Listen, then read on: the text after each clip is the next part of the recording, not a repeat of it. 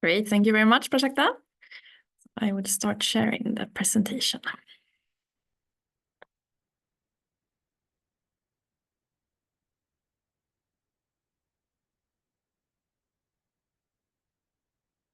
Okay, so today at this webinar, we will talk a little bit about how you can use molecular pixelation to study hematological cancer phenotypes, and in particular how we use this to find cancer-specific protein patterns of individual cells.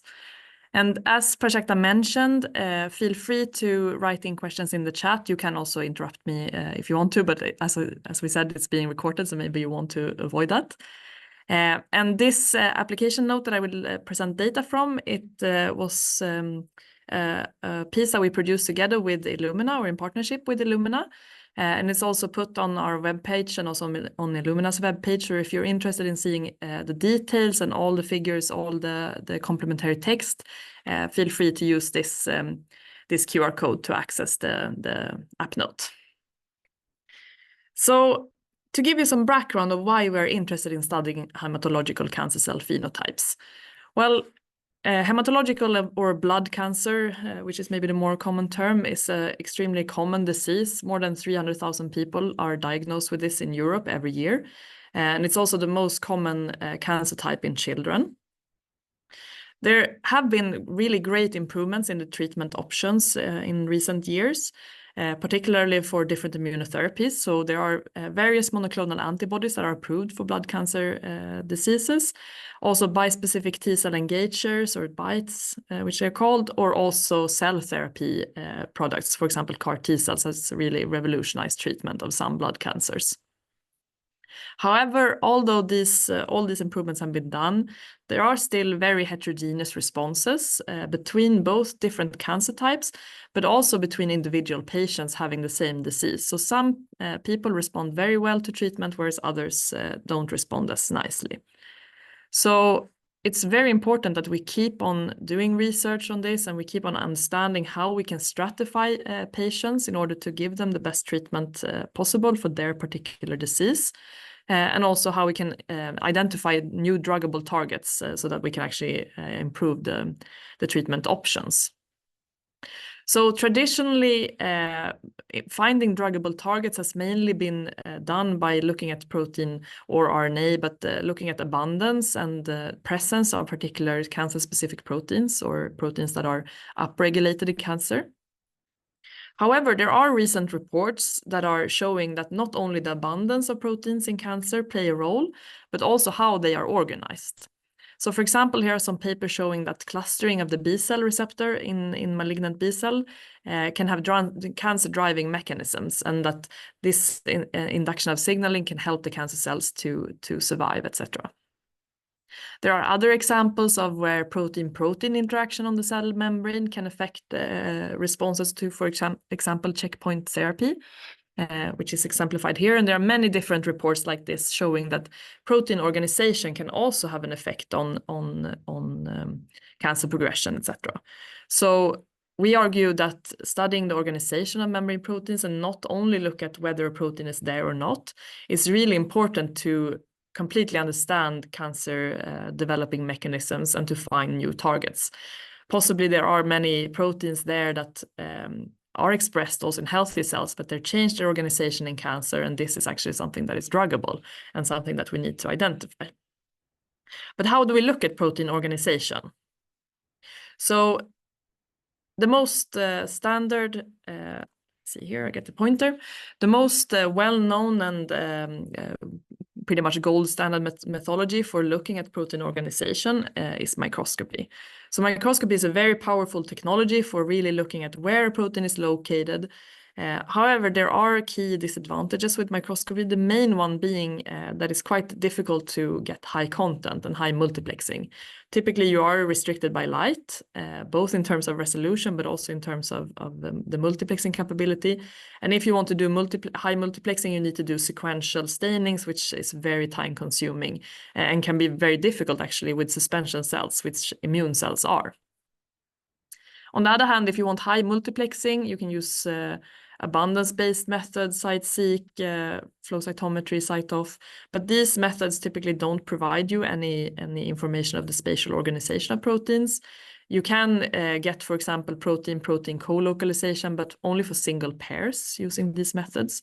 So none of these technologies offer you a way to really look at many different proteins and how they are organized in relationship to each other simultaneously. And that's kind of the gap that we wanted to bridge at Pixelgen Technologies. So we have developed a technology that is called molecular pixelation, and this technology really has the capability of resolving the organization of many different proteins simultaneously. So basically, right now we can offer you detection of 80 different proteins simultaneously.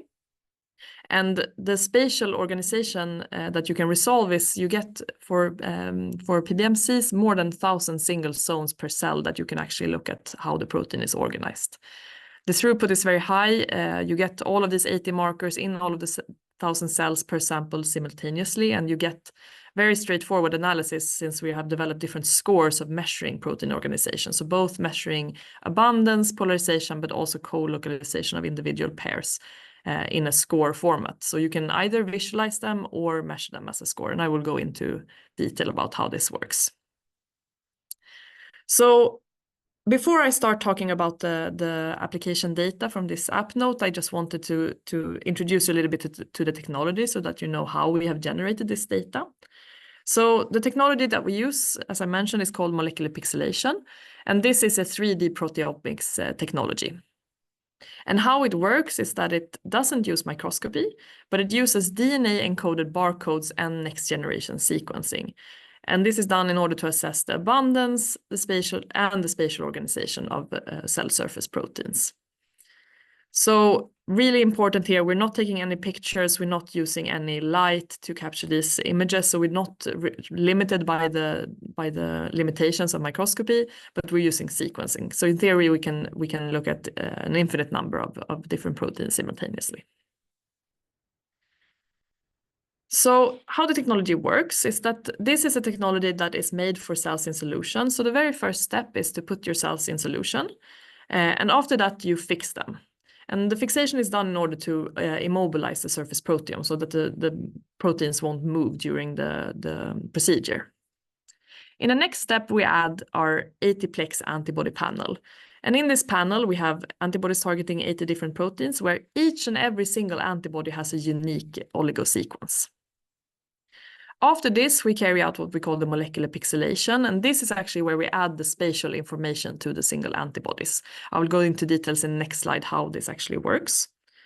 And after this, we do library preparation, PCR, and we take our product and we sequence everything in bulk. So we don't separate the cells as other single-cell technologies, but we can actually do this in bulk.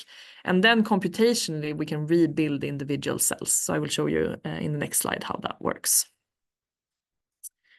So how do we go from proteins to rebuilding these networks of single cells? Well, as I said, the first step is to bind this 80-plex antibody panel to the cells. And each of these antibodies contain a unique molecule identifier, so having a unique sequence, but they also contain a protein barcode, basically saying which protein they're recognizing. So if this is an anti-CD3 antibody, it will have a protein barcode saying I'm recognizing anti-CD3. And after this first step, you can kind of see it as if we would just sequence these, it would be very similar to site-seq or flow cytometry in a way, although that is fluorescence detection that you're using for detecting the markers, but you're getting the abundance of all your different proteins, basically. So for all of these 80 proteins, we can get abundance information. But this is not enough. We actually want to know how these proteins are located. So then we introduce this pixelation step. And what we do here is that we add something that we call molecular pixels. And these pixels are bundles of DNA that we have generated through rolling circle amplification. So they are small, about 100 to 200 nanometer sized bundles of DNA, where each of these bundles have a unique sequence. And they can actually hybridize to the barcode of the antibody. So when we add them to the suspension, they will hybridize to the cells, covering the entire cell surface with all these little DNA blobs. And each of these will have a unique sequence that we can then transfer to the antibodies that are bound by this particular pixel. And since it's so small, it can only bind to a few antibodies for each pixel. So after this step, we will transfer the pixel information. So we will be able to say that, okay, this antibody, it has this unique molecular identifier, it has this protein barcode, but it's also located in this small neighborhood A. So we know that it's located together with all these 4 proteins. And after this step, we can actually start to build these individual neighborhoods of proteins on the cell surface. So saying which proteins are close together. However, after just one step, we don't really know how these neighborhoods are relating to each other, if these two are close to each other or not. So that's why we carry out this step twice. So we again add DNA pixels or molecular pixels, and by random chance, they will bind to different places on the cell. And this will again give them a new barcode saying which second neighborhood they were located in. And this will actually enable us to connect the first initial neighborhoods that we created so that we can get this kind of complete network on the cell. So then we take these cells, we do PCR, so we just get all of the oligos here and we sequence them. And then we computationally, through knowing exactly which unique molecule it is, where it was located, and how it was connected to other neighborhoods, we can rebuild the entire cell surface of every single cell in our sample. So how does the output look from a molecular pixelation run? Well, you do sequencing. So the first step is that you get FASTQ files outputted. You take these and you put them into our open source software that we call Pixelator. And Pixelator will take the reads and it will do this magic of creating the single cells. So rebuilding the protein maps of every single cell. And then it will provide you with 2 different outputs. So one is a web-based QC report, and the other one is a pixel file. And this pixel file is actually what contains the single cell information. So it contains every single cell, every single AT marker, how much you have of these in abundance, and how these are located in relationship to each other. So to make it a little bit more visual, maybe here is some data that we have generated with molecular pixelation, so a PBMC sample. And we're showing you here some populations that we identify based on abundance. And I've pointed out CD4 memory T cells here and CD8 naive T cells here. And then what we can do is actually to select any of these single cells that we plot and visualize it in 3 dimensions. So here I'm showing you this single cell, and then I can plot whatever protein I'm interested in. So for example, here we're plotting CD4 on this particular CD4 T cells. And we can see that this protein is actually quite evenly distributed. But we will also calculate scores for how it's distributed, as I will show soon.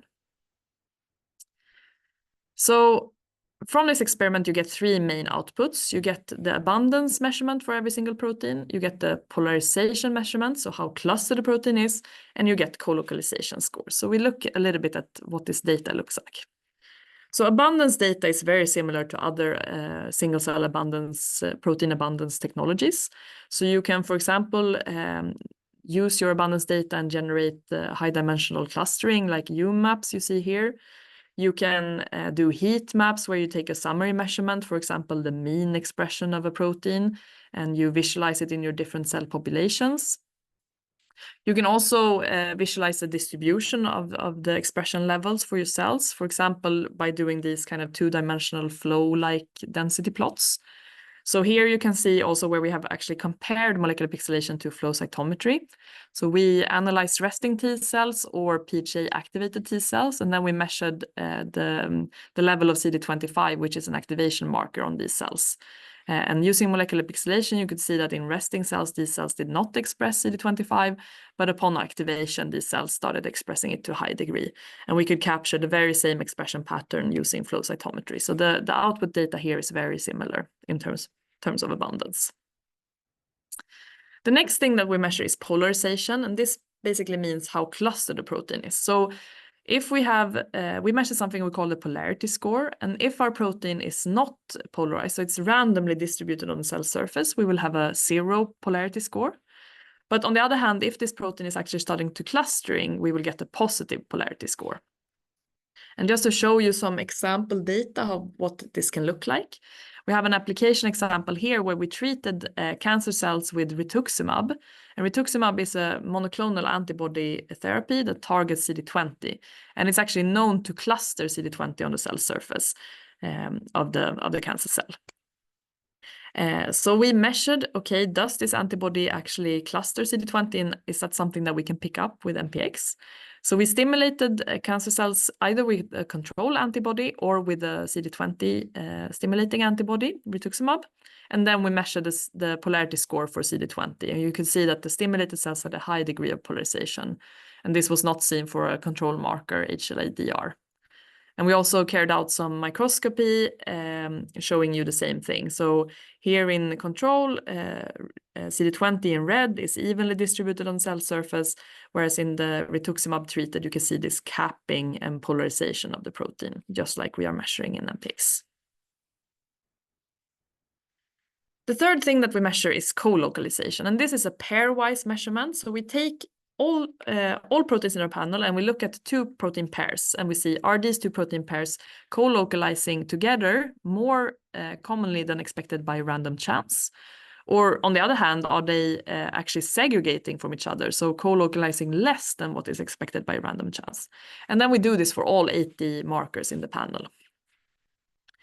And since we have this vast amounts of proteins that we can compare to each other, we can actually start to untangle different things. So one thing, the simplest thing we can look at is of course protein complexes or a single pair of proteins that are interacting with each other. And that you could of course do with other technologies as well. But this becomes even more powerful since you have all of these 80 proteins, you can start to entangle more complex structures, for example, multi-protein domains and how multiple proteins are co-localizing or segregating from each other. So the data can look like this. There are many ways of plotting it, but here we're showing you a co-localization heat map where every single dot here is a protein pair. So you have one protein and its interaction with another protein, basically. And if there's a positive score, so co-localization of these two proteins, you will have a red color. If they are just randomly distributed to one another, there's white. And if they are segregating from each other, there's red. And if you have multiple proteins that are all co-localizing with each other, as is the case here, that's when you can start to actually depict these multi-protein domains. We can also start looking at some control markers. So we have several proteins in the panel that are part of protein complexes that are known. For example, HLA-BC and beta-2M form a complex. And we can actually see very high positive co-localization between these proteins. It's the same for the protein complex LFA1, which consists of two different proteins, and also the case with another integrin, VLA4, that also consists of two different proteins. So we can confirm that we can actually capture their co-localization using this technology. We have also carried out some microscopy validation. So here's an example where we detected co-localization of CD55 and CD48, whereas none of these two proteins were co-localizing with CD7. And this is something that we could confirm in microscopy. So CD55 and CD48 were co-localizing in these small nanodomains, as you can see here, whereas CD7 was evenly distributed all over the cell surface, showing just random co-localization with both of these proteins, and hence the zero value. Okay, so if you're interested in knowing more about just how the technology works, please check out our Nature Methods paper that was published last summer. You can have the link here. We also have more information on the website. But now let's go into the application that we wanted to talk a little bit about for this seminar. So as I said, this is focusing on how we can profile hematological cancer cells, and I've already given you some background as to why that is interesting. So the experimental setup that we used for this particular experiment is that we actually wanted to compare different cell lines from different cancer types. So we had 3 different B-cell lymphoma, Burkitt lymphoma cell lines, Dowdy, Raji, and Ramos. We had 1 T-cell lymphoblastic lymphoma cell line, SAPT1, and then we had 1 acute monocytic leukemia, so AML cell line, THP1. And then what we additionally did is that we actually isolated PBMC from 3 healthy blood donors as kind of control of how healthy B cells, healthy T cells, and healthy monocytes would look like. Then we took these 8 samples and we ran them in duplicates in molecular pixelation. And then additionally, we generated a library that we could sequence on 3 different Illumina platforms. And the reason was that we wanted to compare how sequencing on different instruments can affect the results from an MPX run. So I will show you some data from that as well. And then we did some pixelator analysis to generate the single cell data. So first, just to show you that MPX is really compatible with different Illumina sequencing platforms. So we compared 3 different Illumina sequencing platforms, a benchtop NextSeq 2000, 2 more industrial scale sequencers, NovaSeq 6000 and NovaSeq X Plus. And we took the same library of these samples and we sequenced it on all 3 systems at the same time. And then we measured protein abundance. So on this plot, we're showing the average protein abundance, and we have 80 dots here because we have 80 different proteins in the panel. And then what you can see here is that we're plotting it for 2 systems against each other, and we really see a very high correlation in the abundance measurement. So independently on which system we sequenced on, the abundance measurements were very identical, actually, showing you how robust different platforms are for sequencing MPX product. So next we actually went on to look how do the cells look like in terms of protein abundance. So we used all 80 surface proteins to cluster the cells, and we could very easily separate the different cell types based on multidimensional clustering of these 80 markers. Here you can see that the different B cell lines are segregating nicely from healthy B cells, and that are segregating nicely from the T cell lines, etc. So protein abundance really effectively separates these different cell types using clustering. We then went ahead to look at the protein abundance for all the surface proteins that were expressed in these cell lines. So here you can see the proteins that we could find expressed in these cell lines. And I've also divided them based on the type of cells they are. So here you have the B cell lines, the Dowdy-Radji-Ramos, and the healthy B cells. And you can see that they actually do express the lineage-specific markers that we expect, like CD20 and CD22, etc. That are really B cell markers, could be found in all of these cell lines. Similarly, the SAPT1 T cell line shows T cell specific markers like CD3, CD8, similar to healthy T cells, and also the monocytic T cell, the monocytic cell line THP1 is more similar to the healthy monocytes. Here I'm just showing you the average expression profiles. Of course, there are many proteins that are specific to the different cancer cells. And please check out the app note if you're interested in looking more in depth into which proteins are highly expressed in some of the cancer cell lines. I just wanted you to show that also this is a single cell technology. So you can also plot single cell distributions. Here I'm doing it as violin plots. But for example, looking at the HLA-ABC, we can see here nicely that the Dowdy has a natural knockout for beta-2M, so it doesn't express any HLA-ABC or beta-2M, and that we can capture nicely. You have a very homogeneous expression apart from that in the cell lines. Other proteins like CD27, you can see that you have kind of 2 populations. So in healthy T cells, you have some that are expressing CD27 and some that are not expressing it. And this is just as we expect. So you can always use the single cell data as well to look at the protein expression. Okay, moving on then to looking at maybe a little bit more interesting features that MPX can resolve, so the spatial organization of the proteins. So we also looked at the polarization profile of all of these cells. So here I'm showing you the protein polarization score, so how clustered a particular protein is, and showing you again all the expressed proteins. And I think you can appreciate that the different cell types really have different profiles when it comes to their protein polarization. So here I'm just pointing out one protein, CD54 or ICAM1, that we saw was highly polarized in some of the cancer cell lines, Dowdy, Radji, and Ramos. So we wanted to visualize the single cell polarization scores, and it looked the same way. It was pretty much the whole population that was shifted, so not just a small population of the cancer cells, but the majority of the cells seem to have a polarized phenotype. And here you just have a control marker, CD47, where we didn't really see any polarization in any of the cell lines. So we went ahead and did microscopy on these two markers as well. And interestingly, CD54 showed a really polarized, almost capped phenotype in the cell lines. So here you see Raji and you have CD54 ICAM1 in green. You can see that it's distributed only on part of the cell surface, whereas CD47 was distributed all over the cell surface for both of these cell types, really fitting nicely with what we see when we measure this through MPX.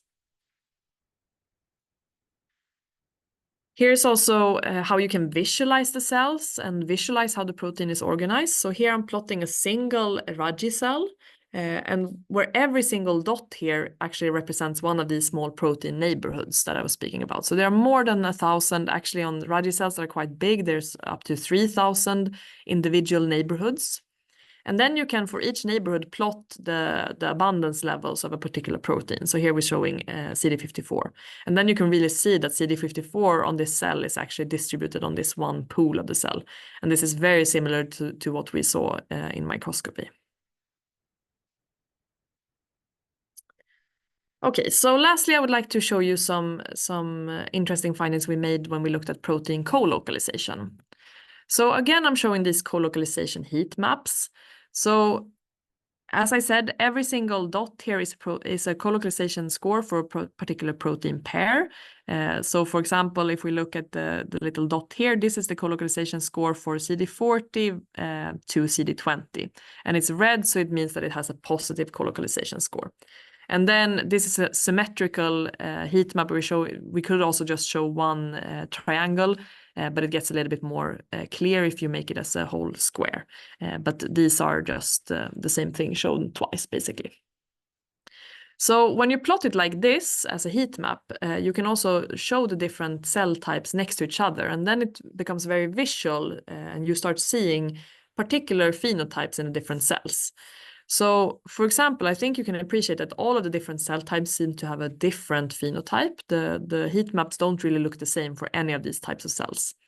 But if you look into more detail, you can start to see some common patterns. So, for example, in the healthy B cells, we saw this multi-protein domain consisting of many proteins, including CD40 and HADR, that was actually co-localizing with these tetraspanins, so CD20, CD37, and CD53. In the healthy cells. But when we looked on the cancer cell lines, we couldn't really see this multi-protein domain anymore. So it seemed like this domain was lost for some reason. Sometimes it can be a little bit easier to visualize if you zoom into a few proteins and you don't look at all the proteins simultaneously. So we picked out 4 different proteins. So again, pointing out here 2 tetraspanins, so CD37 and CD53. And also B cell marker CD20, which is a therapeutic target for example, rituximab. And it is well known that CD20 co-localizes together with tetraspanins, and this is something that we could nicely pick up in the MPX data. And in healthy B cells, we could also see that these 3 proteins were actually co-localizing with CD40, which is another possible therapeutical target in B cell cancers. However, when we looked at the cell lines, we could see that the tetraspanins and CD20 were still co-localizing nicely, forming this domain. But CD40 was actually highly segregating from this domain, so showing really exclusion from this multi-protein domain. And this is really interesting because we know that targeting CD40 with a therapeutic antibody, it can induce different responses in healthy B cells as compared to cancer cell lines. So in healthy cells, it can induce proliferation, whereas in cancer cells, it can actually induce apoptosis. And possibly how CD40 is organized could be one of the driving mechanisms to this differential response. And this is, of course, something that would be really interesting to dig more into. Another thing you can do is to look at single protein pairs and see how they are co-localizing. So for example, here I'm showing you CD38 and CD37. So CD38 is another drug target in B cell malignancies. And in healthy B cells, we couldn't really see any particular co-localization between this tetraspanin and CD38. They were randomly distributed. On the other hand, in the 3 different cancer cells, we actually saw a positive co-localization between these 2 proteins. And this is interesting because possibly it could be, there's a possibility that you can actually target these 2 proteins with a bispecific antibody and get a higher specificity towards your cancer cells that are showing co-localization of these proteins as compared to your healthy cells that also express these proteins, but where they are not co-localizing. So by having a bispecific antibody, you could actually reduce the off-target effects on the healthy B cells. So this is just some examples of the kind of data that you could generate using molecular pixelation.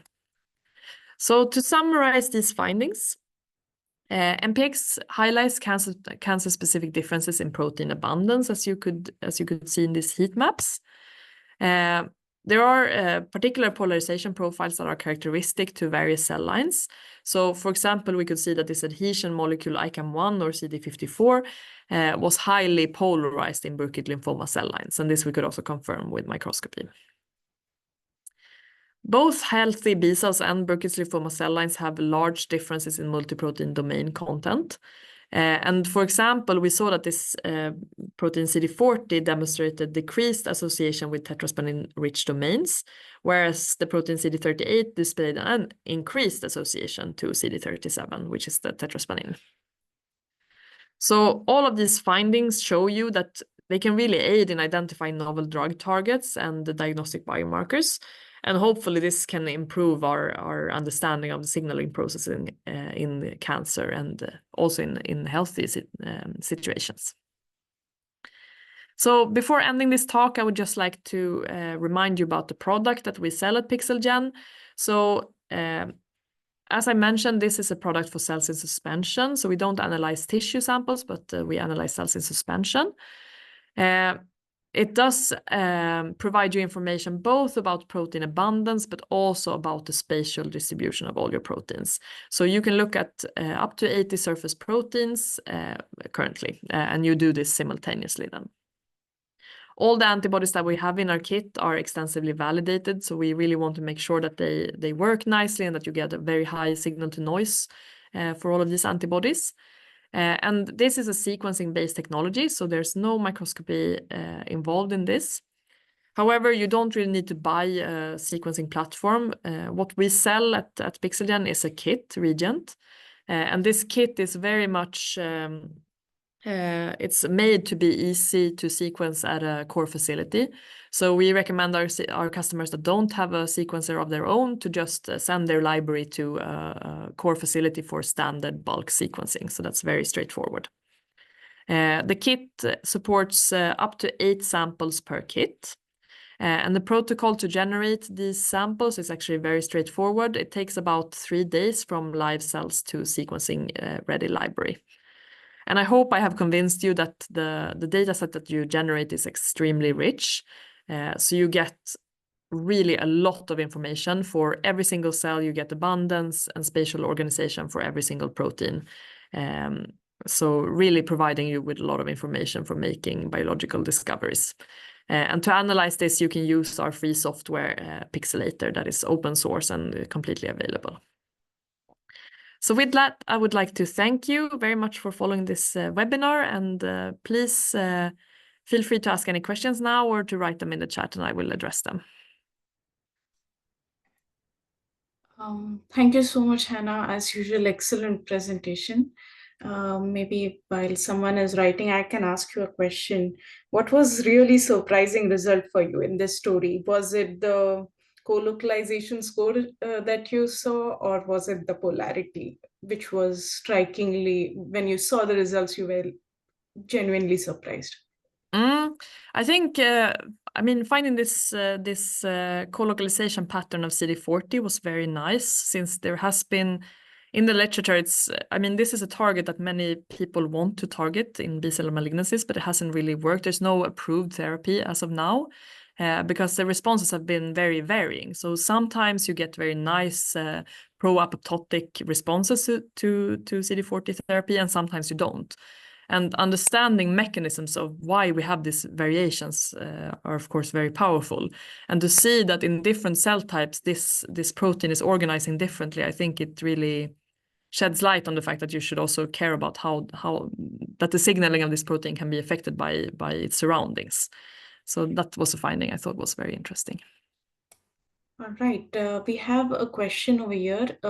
Have you tested your antibodies or method on PFA fixed cells? Yes, exactly. So PFA fixation is actually a mandatory step of this protocol. So before you do any of the antibody staining, you need to fix your cells. And the reason for that is that you need to lock your surface proteins before you start staining them with antibodies. So all of our antibodies are validated on PFA fixed cells. So they are functional on that kind of sample. Great. I have one more question. So what is our current recommendation for read count per cell? So right now for this particular panel that we offer, we recommend to sequence 200,000 reads per cell. And that is in order to really get enough molecules to be able to get high colocalization scores and to really get a good statistical significance when you do these spatial measurements. Wonderful. All right. I don't see any more questions, but please feel free to write to us or to Hannah. We have also given our email address over here.